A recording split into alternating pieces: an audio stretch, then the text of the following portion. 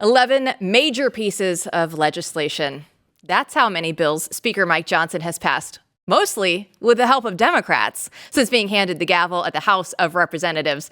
In an exclusive piece by D.C. correspondent Chris Bedford at theblaze.com/Bedford, he finds that Speaker Johnson has accomplished more with Democrats than Republicans to get legislation through the Washington machinery. Chris Bedford is Blaze senior editor for politics, and he joins us now to explore his analysis. So, Chris, let's just dive into it.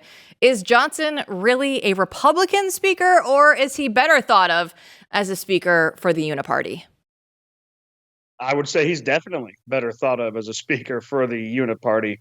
He hasn't passed any major legislation, essentially, on a partisan basis, at least, not with more Republican votes than Democrats. In fact, there's been major bills where Democrats have outnumbered Republicans in 10 times for the last 11 months, plus a little special one he did to pick out George Santos out of the GOP, which was a strange move that had more Democrats backing it, of course, than Republicans.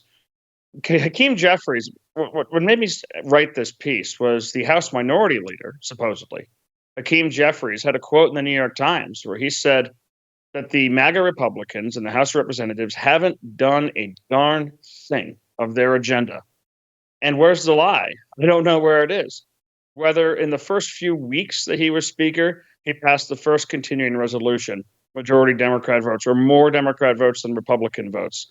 And that pattern has continued every single step of the way with further CRs, with funding for foreign governments, with more funding for foreign governments. Each time, he strips the Republican asks, the conservative asks. For example, on the National Defense Authorization Act, which is basically a Republican sacred cow, you're not allowed to touch it, there was a number of conservative measures that were included in that to try and push back against some of the woke Pentagon garbage that we've been seeing more and more and more. All of those got stripped out in order to gain those Democrat votes. He loses Republican votes. The big test of his is going to be at the end of this month. If he ends up once again suspending House rules and passing an omnibus package with a Democrat majority on the yes votes, I think his days of speaker might be numbered. Chris, you look so somber today without the color and the tie. Is this your message to us about the Uniparty going on here? Yeah, it's my dark green. I tell you what, the weather here this past week in D.C. If I didn't have responsibilities, wife and kids, I would have been on a plane to Edinburgh because it basically is the same. And every single day, I've gone from like summer country is over. We're no longer listening to Turnpike Troubadours. I am on to full-on sad Scottish music every day, and a pint as soon as we're done broadcasting. It's a mood. That is funny because I almost missed that.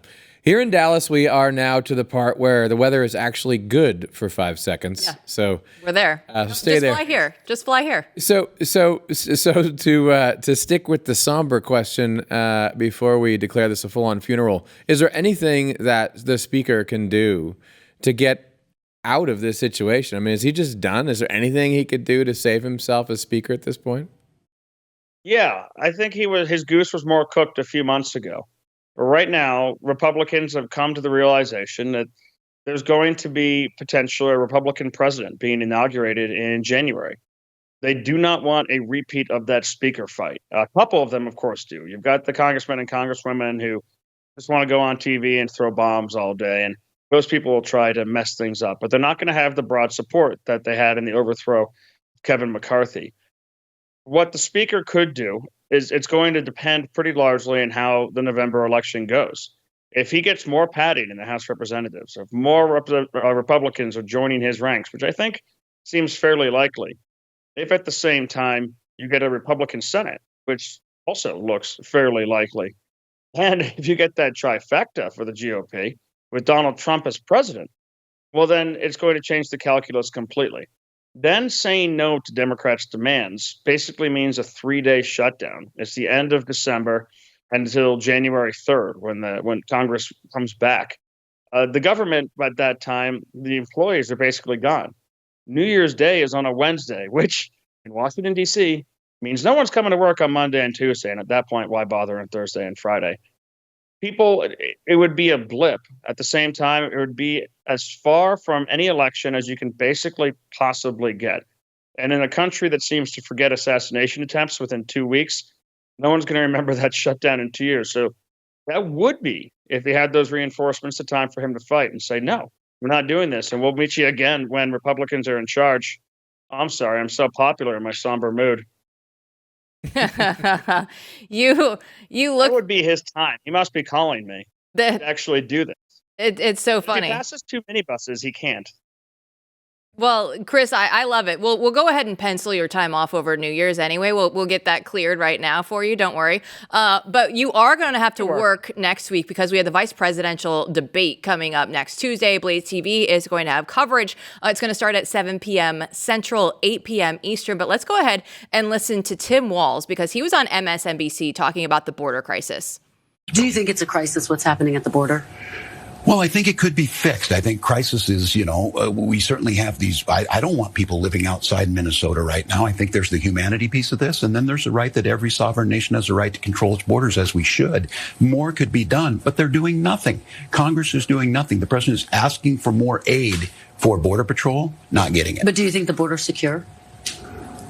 I think the border with the folks who do the work down there are doing a great job. Could we do better? Absolutely. I think we're probably going to hear a lot of that sound from Tim Walz on Tuesday night. But Chris, my question to you is, does anybody actually care about the VP debate itself?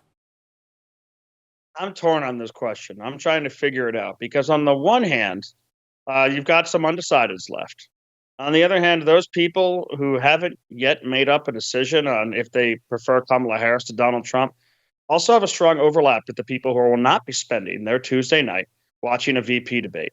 However, there's going to be things that are amplified from that VP debate, caused by the fact that Kamala Harris has operated basically a bunker campaign. J.D. Vance and and Tim Walz has had to follow. Because if Kamala is incapable of explaining her strategy and her policies, then of course you can't have Walz out there trying to explain policies that don't really exist and are frankly inexplicable. To compare that, J.D. Vance has been out there all the time. He's omnipresent. He's done more interviews with newspapers, with cable stations, with local stations than any other person on those out of the four, by quite a bit too. So it's a lot for Tim Walz out there to lose, and anything that happens will be amplified. Also, Democrats have put a lot of balls into a couple different images for Walz. One is that he's a combat veteran and a soldier, kind of like the John Kerry model. They've really had to back off of that. Every aspect of it has been poked holes in, and his comrades have come out and said this is bogus. They've tried to put him forward as a family man and as a new symbol of infertility problems, and that story fell apart really inconveniently. Walz, as opposed to being Coach Walz and America's dad, is being exposed more and more as a pretty calculated liar. And I've got a piece coming out in the Beltway Brief on Monday, digging into just some of those lies and how Vance can get there. And since there's been so little noise in the political arena from Harris and Walz themselves, anything they say at this point will be echoed. And you may end up with viral moments like they're eating the dogs, they're eating the cats, which penetrated popular culture, is now part of a joke. I mean, you didn't have to watch the debate to have heard the catchy song on Instagram or Facebook, wherever you are. And those are the moments that Republicans benefit from.